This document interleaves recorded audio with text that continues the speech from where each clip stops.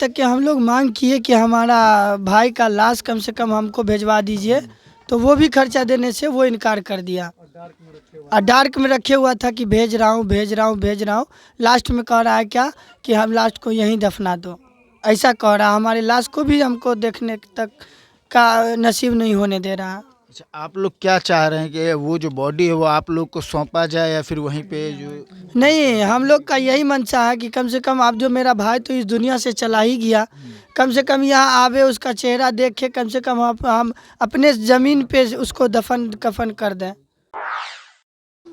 देखिए, अभी हमारी उपस्थिति जो है बाबूबढ़ी प्रखंड के बरुआर गांव में है और आप लोगों को बता दें बीती शनिवार की रात जो है रात के 2 बजे महाराष्ट्र में संभानगर में जो है एक दस्ताने की फैक्ट्री है जिसमें आग लगने की वजह से मधुबनी जिला के 4 मजदूर जो हैं वो काम करने के लिए वहाँ पे गए थे। उस आग में झुलस करके जो है वो उनकी मृत्यु हो गई है।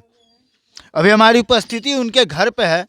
अभी हमारे साथ उनके परिजन मौजूद हैं। आइए उनसे बात करके जानते हैं कि कब इन लोगों को पता चला था और क्या कहना चाहेंगे, क्या शादी वगैरह भी कब हुआ था। क्या नाम हुआ आपका? मेरा नाम आलम सिद्दीकी हुआ। ये जो मृतक है वो आपके कौन लगेंगे? हमारे पड़ोसी हैं पड़ोसी। जी। कब आप लोगों को पता चला था? हम लोग को परसों 2 बजे रात में मालूम पड़ा कि मरगूब भाई जो महाराष्ट्र के संभाजी नगर में काम करने गए थे दस्ताना का, जो उस फैक्ट्री में आग लग गई है और उसका मौत हो गया है। अच्छा, इनको जो है यहाँ से कब ये गए थे? आज से 2 महीना पहले यहाँ के एक ठेकेदार है जिनका नाम हसामुद्दीन है, जो मरगूब भाई जो थे 10 साल से कंटिन्यू कोलकाता का काम करते थे और वो ठेकेदार उसको यहाँ से लालच दे करके रेट बढ़ा करके और उसको महाराष्ट्र के संभाजी नगर में ले गया और वहाँ 2 महीना से वो काम कर रहा था और 2 महीना का सैलरी भी उसके यहाँ बाकी ही है। 2 महीना का सैलरी? जी। आज उनकी पत्नी जो है अंधरा ठाड़ी हॉस्पिटल में भर्ती है, जिनका ऑपरेशन होना है। नॉर्मल डिलीवरी नहीं हो पाया, उनकी पत्नी अभी हॉस्पिटल में है जिनका ऑपरेशन होना है। अच्छा, मतलब और उससे पहले भी इनका कोई बच्चा है? जो 2 बच्चा है, एक लड़का है एक लड़की है। जो लड़की 5 साल की है और लड़का 2.5 साल का है। उन दोनों का उम्र कितना? इनकी जो शादी हुई है वो कब हुई थी? उनकी शादी आज से 7 साल पहले 8 साल पहले करीब हुई थी।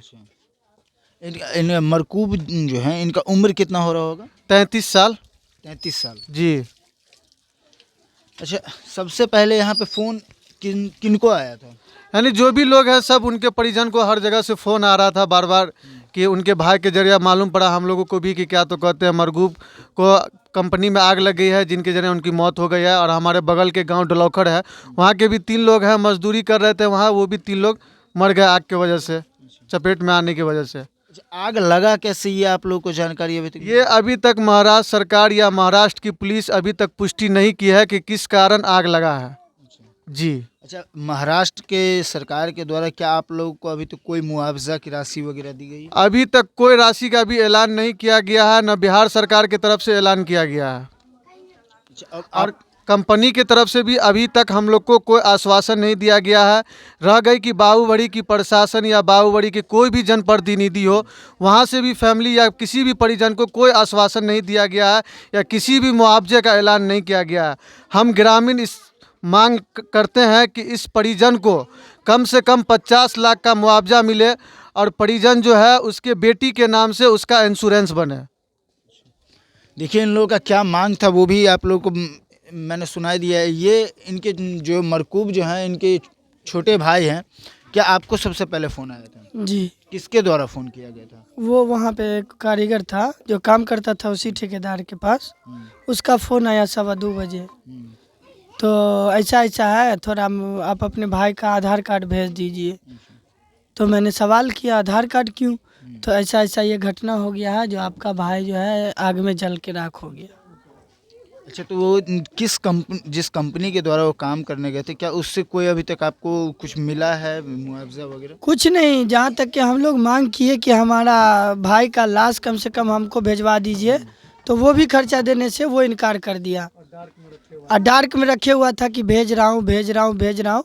लास्ट में कह रहा है क्या कि हम लास्ट को यहीं दफना दो, ऐसा कह रहा। हमारे लाश को भी हमको देखने तक का नसीब नहीं होने दे रहा। अच्छा, आप लोग क्या चाह रहे हैं कि वो जो बॉडी है वो आप लोग को सौंपा जाए या फिर वहीं पे जो नहीं, हम लोग का यही मंशा है कि कम से कम आप जो मेरा भाई तो इस दुनिया से चला ही गया, कम से कम यहाँ आवे, उसका चेहरा देख के कम से कम हम अपने ज़मीन पे उसको दफन कफन कर दें।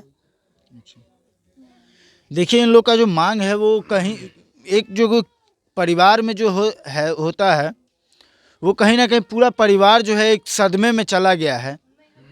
जब जीवित में वो जो भाई था, वो जो ठेकेदार था, इनको बहला फुसला करके कलकत्ता से ले जाता है महाराष्ट्र कि वहाँ पे चलो हम तुमको अच्छे पैसे में काम करवाएंगे, लेकिन 2 महीने से वो सैलरी भी रोक करके रखा है और अभी तक ना परिवार से वहाँ ना कोई जनप्रतिनिधि आया है, ना कोई महाराष्ट्र सरकार के द्वारा, ना ही जिस कंपनी में वो काम कर रहा था उस कंपनी के द्वारा उस परिवार को अभी तक कोई मुआवजा दिया गया है।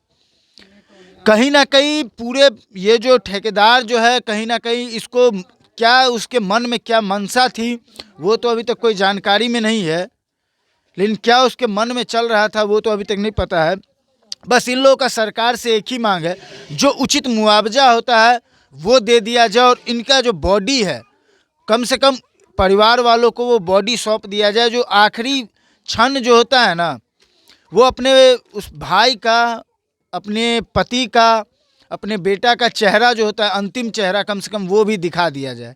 तो हम लोग भी सरकार से, जो सोई हुई सरकार है, उससे ये आग्रह करेंगे, जो आप जो कान पे ढेला रख करके जो किसी भी हर एक घटना को जो आप कान पे ढेला रख के सो जाते हैं, तो उससे जागने की ज़रूरत है। आज जो परिवार में जो बच्चा, अभी एक बच्चा जो है उसकी पत्नी अभी हॉस्पिटल में है, आज उसका डिलीवरी होने वाला है।